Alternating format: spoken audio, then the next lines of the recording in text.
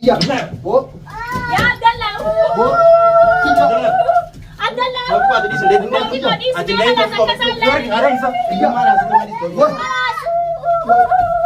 Dekat wallah hijab. Ya hijab berada bu dekat. Hijab. Orang ngajar biru mana sih bilang betul tinggi loh. Ya hijab berada bu dekat. Dekat. Abu ada chance dagabi.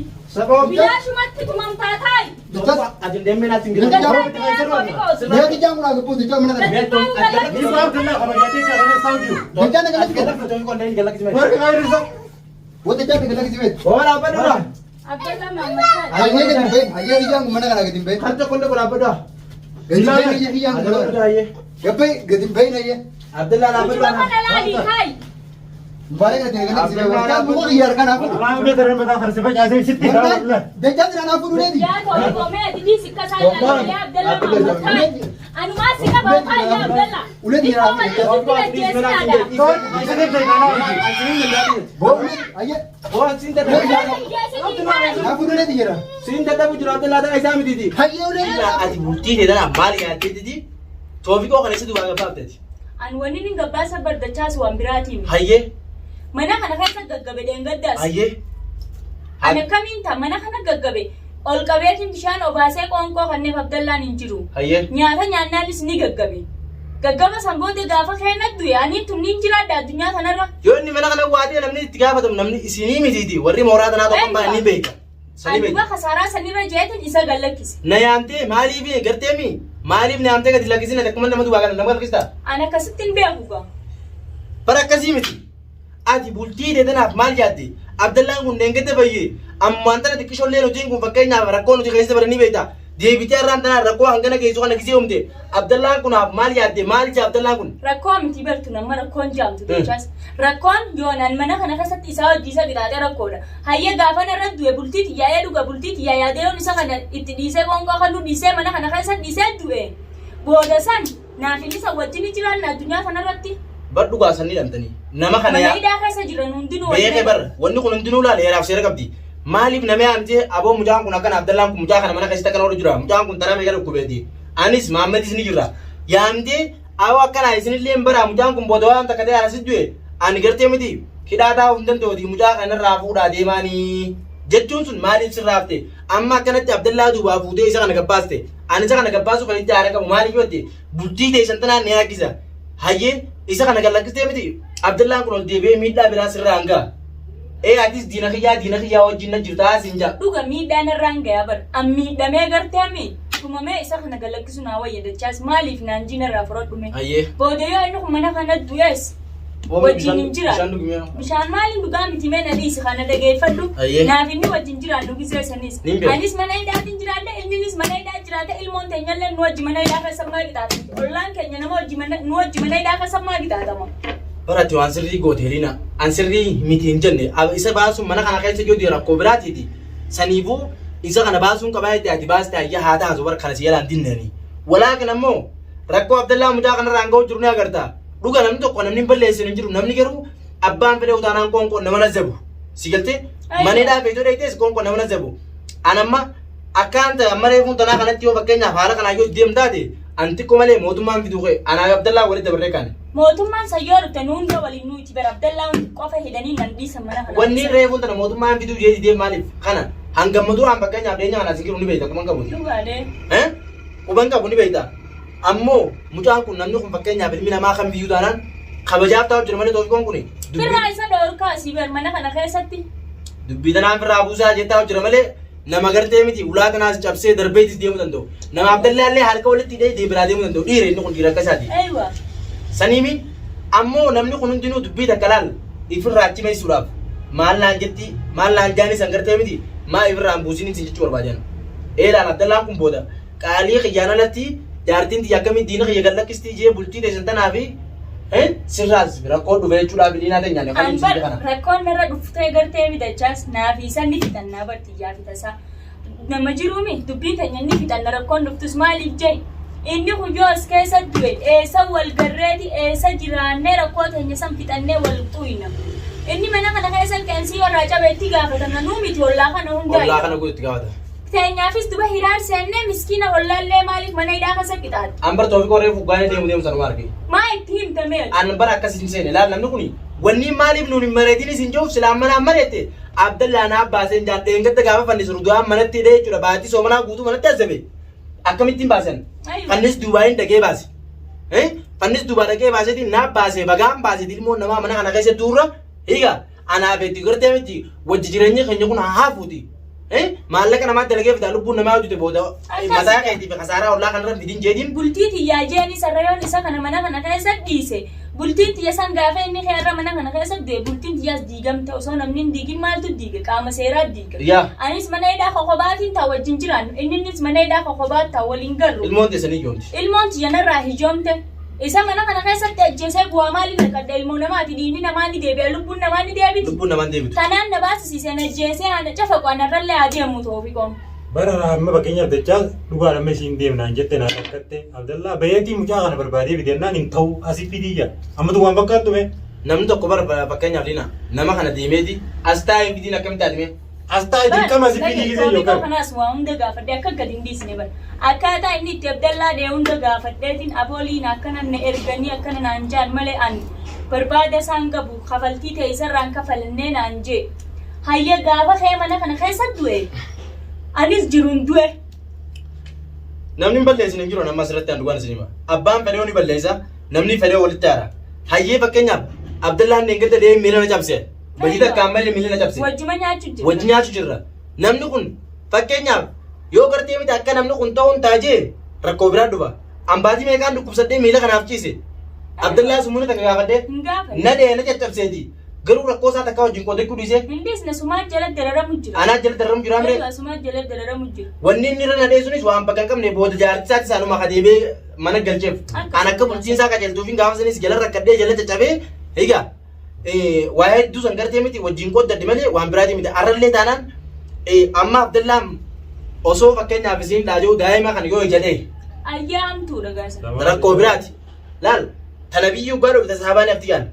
Amma yoo toofiqoo kana dhee asitti maas miidhaa biraa irraan ga'e toofiqoon kun dhaama gabba manaa kamaa keessinee eenyu dhee namaa dhaayyee namti qe'ee san fidaan amma as baate. Akkasumas manni mustashfaa ni beeyte mustashfaa biyya tana. Eenyu dhaanga namti qe'ee wallaannudha.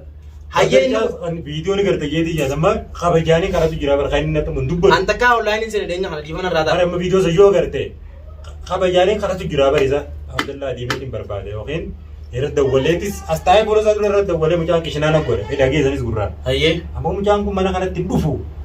Akka Abdallaa sanirra nagaddiiftee mucaa kana sootas wajjiyyaanee siyaasa. Mucaa bakka jiru waan qaba. Qabne irra wayyaan jedhan.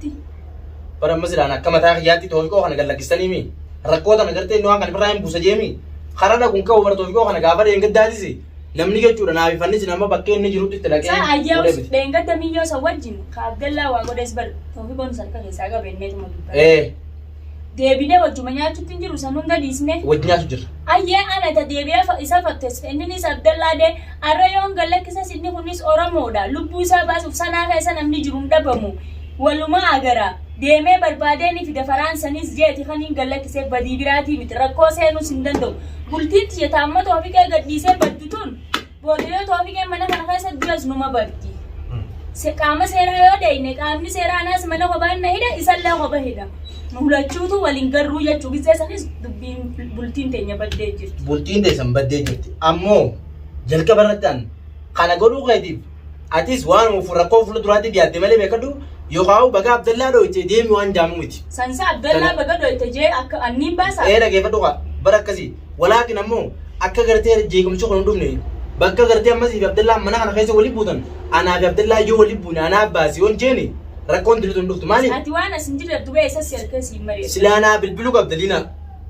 Amma isiin deemi sanaa fida deema hin jenne ammallee osoo mucaa kana niin fida naaf fidaa bakka inni jirus dhagee information dhageette dura narraas qorattee tamma isiin waan ana keessa jiru waan amma tottara dura hojjete hunda narraa bartee mucaa jalas deemtee bakka inni jiru hunda qorattee baraan jechuu isiin isa naa qabee fidaadhaan fakkeenyaaf bakka keessatti dhaa jiru qofaa waan keessa asitti as na baafte. Yookiin isa fideetiinidha ati hangasitti deemii naan jette deem gallaan jettee kan diibne ammas liinaan. Wanni Abdallaa nama jirjireet akkasuma fiiguu jira malee. Toofiqoon bara. Anama mana kanaa gisee gabbuusanii waa olaatan dura gabbee bakka alaa dhaqee waa bitee deebi'uudhaaf deeme osoo addaa'uun baafatiin akka hin baataadha na fiigu jira barinni. Amma bar isa galadeem jee barii dhaagatiin baase. Hayyee. Mana kana keessa jiraachuu jira. Waadaa walii seenneeti dukkaana naa dhaquu deemu jira. An beekaati reefus naatu gallakkisee naa dhiise Abdallaan jayyoon dukkaanatti ergadda jee maallaqa kan niteefi naan jaajachuurraa naa gadhiise adeemu ilmoo namaa jaa. Maaliif hin deemi gaddeem qilleensa fudhatee haa dhufu sababni inni irratti ergadde maali qilleensa fudhatee adeemu torbaan silillattoonni isaa ibibee isaa waliin naqee osoo manaanis hin dhufin deeme jechuudha silaa. Samanni kun gaashireedha. Bar gaashiree miti manni kuni. Toofiqa walis bar rakkoo isa dhufuun feene. Hangareefu wanni fakkeenyaaf jechuudha si wajjin bakka diinaa dhooytu na dhee wanni isu jiruun beekta. Aduu isaaf qabdee deem jettee malee yookaan si jaalatee yookaan ati si jaalatteeti miti. Akka gartee miti rakkoo gartee Abdallaan sirraan ga'uusan si kudhu dadhabbiidhaaf sababaa kiyya maaliif diinaa rakkoon dhufti waan jaamutu.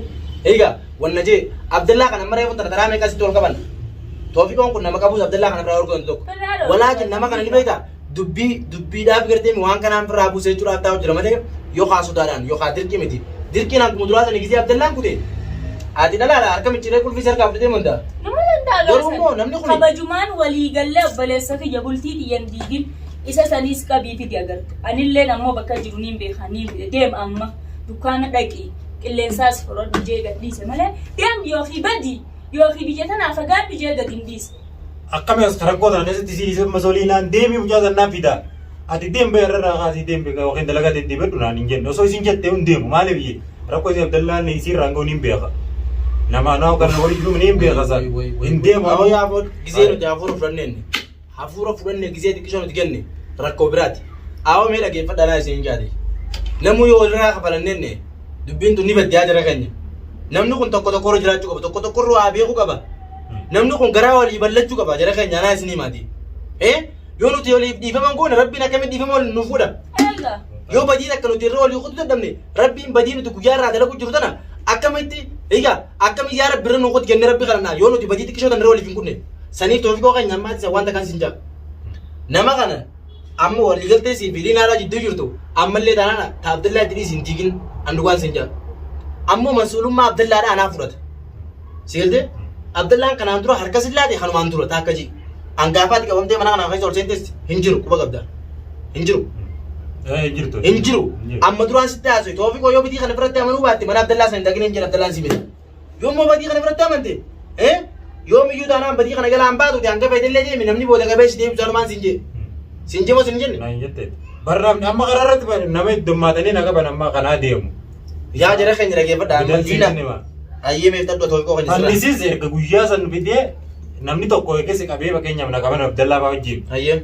Na fidan mana kana. Aduu guyyaa sanii mana kanatti hin deebine halkan san waliin isaan hundi ibsitu waliin na tumani. Fannisiis. Ayyee. Fannis mataa isaatii boo sareedha ni beekaa namni fannis sareedha. Sanii mana kanatti deebitee akka Abdallaadhaan hukkam goote hin jenneen anaan dhufee waan jirtanaa jechuu dhiisi. Takka addan baane gaarii beeytaa fakkeenyaaf guyyaa tokko namni yoo badii seene. Halaas achumaan irraa dheessanii. Nama tokko namaaf mana galchanii jechuun akka feeti godhe jechuuni. Akka miila guyyaa meeqa mana kanaa jira guyyaa tokko sitti hin deebine. Abdallumaa guyyaanne akka fedhaa godhu booda Abdallaanis hidhaa haaseenuudha ammaan jira kan jiru tun rakkoo biraa rakkoo gurguddoodha bakka kana jetti ansaniifiin waan takka tanin isin jedhu dhageeffadha. Laal an dubbiillee hedduu hin danda'u dhuguma sanii namatti himaan abbaa fedhee isin sodaadhu walaa Abdallaa walaa Toofiqoo walaa jinni humaanaaf hin gootan humaanan gootan anis akka nama tokkootti namaaf dandee jiraatu tokko. Walaakin dhugaarraan deebi'an Abdallaa miite namni miidhame tokko egaa adaba qaba namni dhaame tokko hareeraa fi buulaa fi hareera qaba achi booda maaltu jira nuti aadaa qabna safuu qabna namni abbaan fedhee namni nama irraa ajjeesee afaanumaa fixa gatta'ee namni akka dhiiraatti nama walitti araarsee boo egaa nama qabee fidee miti eega nama hidhe booda waliin nama araarseeti aboo Abdallaa atis irra kutiif namni balleessee hin jiruuti Toofiqoo ati wali waan akkanaatti hin deebin ji'a addaan ka'a akkaan beekutti akka wallaala kiyyaatti saniif jecha akkuma manatti nama wal naqanii akka uudaatti mana keessa nama jafa gaa'uun faayidaa isin qabdu. Ijaa walitti namni guyyaarraa ijaa walitti qabata. Saniif koo kan ka'e kana booda waan akkanaan fedhu har'aaf ammoo Abdallaa kunoo amma muka kana guutuu hayyee haya muyinuu kuyyoodha ija nama dhee yoo daa'ima xiqqaatan isin galadhe saniifi an har'aan booda waan akkanaa lina Abdallaa har'aan tana gartee miin akkaan godhe amma akkuma asii hojii sanatti naa irraa itti dubbatan akka inni akka ittiin dubbanne anaaf naa asirraa fuudhee deemaan Abdallaa anaaf fuudhee deemaan mana keessa laa haa taa'u dhiisi anta akka dubbii fadhu olii Toofiqoo Abdallaa anaatu Abdallaa anaaf fuudhee deemaan Toofiqoonis mana kana haa taa'u nagaan boru galgala immoo Faraanis qabee anaa fide bakka waadaanaa isin sen. Kilmaat. Achi booda dhugaa jirtu laalleeti waan salaa dubbatamu qabu dubbannee akka dhiiraatti dubbii gatteenyaa haraaraanis finne boonu nuti nama Oromoon nama aadaa qabu nama safuu qabu nuti garaa walii bal'anna. Saniif akkasiin isin jaati ammaan tana itti yaanni biraa jirtanii. Yalla